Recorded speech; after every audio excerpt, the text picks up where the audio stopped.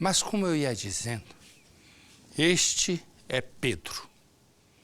Na cidade em que ele vive, no Piauí, uma cidade chamada Monsenhor Gil, Pedro é um homem muito querido. Ele frequenta a igreja todos os dias. Ele se divorciou há cerca de 10 anos e ele decidiu que não queria uma outra companheira. Ele decidiu que ia viver sozinho. Isso é uma opção que qualquer um pode fazer. Mas no caso de Pedro, não é bem assim. Ele faz e faz de caso pensado. Porque o Pedro, que todos na cidade acreditam ser um homem bom, existe dentro desse Pedro um outro Pedro. E o outro Pedro oculto é que é o Pedro verdadeiro. Pedro é um pedófilo, exatamente isso, que fica atrás das crianças e ninguém percebe. Agora, ele vai preso por ter abusado de um menino de 9 anos de idade. Houve a denúncia, tudo foi preparado. Põe ele preso, por favor. A polícia depois foi na casa de Pedro e encontrou brinquedos, filmes pornográficos, preservativos. Ele deixou um rastro em casa, de provas que levariam à cidade que muita gente acreditava ser ele um homem bom, deixou a cidade atônita, sem entender como conviveram tantos anos com um homem que agora revela-se um pedófilo. Põe no Cidade. A pequena cidade de Monsenhor Gil tem apenas 11 mil habitantes e fica a 54 quilômetros ao sul da capital teresina. Era um lugar tranquilo, onde todos se conhecem. Essa tranquilidade foi quebrada por um espantoso crime de abuso sexual praticado contra um garoto de apenas 9 anos de idade. O acusado é Pedro Gomes de Oliveira Neto, de 53 anos. Na cidade, todos o chamam de Pedro Simão. Ele era visto como um homem bom e muito religioso porque sempre estava na igreja assistindo à missa. Há 10 anos, ele mora sozinho nesta casa, após se separar da esposa.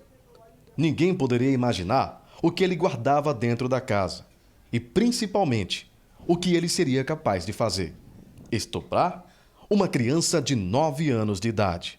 O garoto estava brincando aqui nessa goiabeira, que fica no quintal de uma das residências dessa comunidade. A casa de Pedro fica logo ali, onde tem aquela mangueira. De lá, ele gritou à criança: "Ei, passa aqui em casa, eu separei algumas mangas. Vim aqui pegar algumas para você." O garoto rapidamente desceu da árvore e foi ao encontro de Pedro. Animado porque iria ganhar algumas mangas, o garoto fez exatamente esse percurso ao sair do quintal da residência onde ele estava, na goiabeira. Ele chegou aqui na casa de Pedro e foi dentro desta residência que o crime aconteceu. De acordo com o relato que ele trouxe para a polícia e também contou para a mãe, ao passar pela porta da cozinha, ele foi surpreendido por Pedro o abraçando. Assustado, ele pediu: "Pedro, por favor, não faz nada comigo." Foi aí que ele teve os pés e as mãos amarradas. Para não gritar e não chamar a atenção dos vizinhos, Pedro tapou a boca do garoto com uma fita adesiva e ainda fez ameaças. Mostrando uma faca, ele falou: "Se você disser para alguém o que aconteceu aqui dentro, eu vou lhe matar." Após ser abusado, o garoto saiu da casa e foi correndo encontrar a mãe na residência dele. Chegando lá, ela estava recebendo visitas. Ele se aproximou dela e contou baixinho no ouvido: "Mãe, eu tenho uma coisa para te dizer. Eu só ia deixar para contar quando eu estivesse adulto, mas eu preciso te contar isso agora, hoje. Foi a partir desse momento que a mãe ficou horrorizada com o que ouviu do próprio filho. Imediatamente, os familiares decidiram procurar a delegacia de polícia e formalizar a denúncia. Dentro da casa, a polícia encontrou vários DVDs de filmes pornográficos, preservativos, carrinhos de brinquedos, facas e até mesmo um revólver municiado. Na delegacia, nós até que tentamos falar com ele, mas Pedro preferiu não responder às nossas perguntas.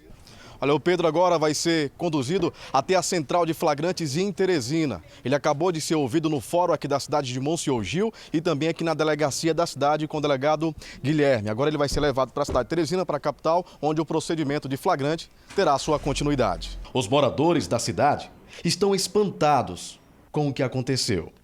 Estou muito revoltado, o garoto é meu sobrinho, estou muito revoltada. Vocês já, em algum momento, chegaram a desconfiar de algum tipo de comportamento estranho do acusado, que ele pudesse já ter feito esse tipo de crime com outras crianças? Não, isso aí a gente não tinha, né, tem dúvida, a gente confiava muito nele.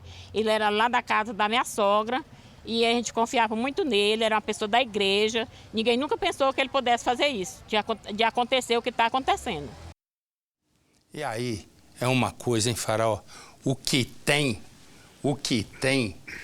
né, de sujeito escondido por trás, né, por trás da capa de homem bom. Ou seja, ele tem instintos embutidos. Ele é um observador, escolhe a sua presa, escolhe a sua vítima, escolhe o melhor lugar, planeja tudo cuidadosamente para dar o bote numa hora que ele acha certa. É um predador perigosíssimo. Não, é mais do que perigoso, é óbvio que é pedófilo. Mas uma coisa é, só existem, né? Esses existem, mas não é em função da lei ser fraca ou da impunidade.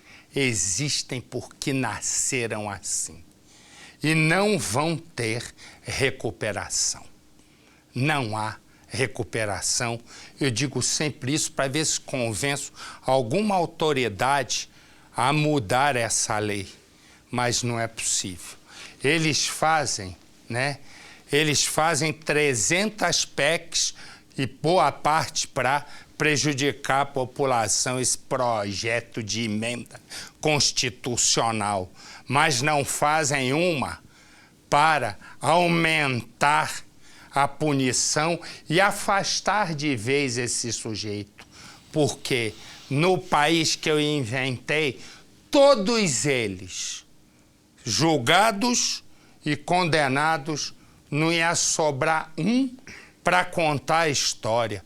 Por quê? Porque entrar na cadeia, sai, dali a pouco faz o mesmo. É justo com as crianças colocar para um sujeito que sabe que vai fazer o mesmo? É óbvio que não é justo.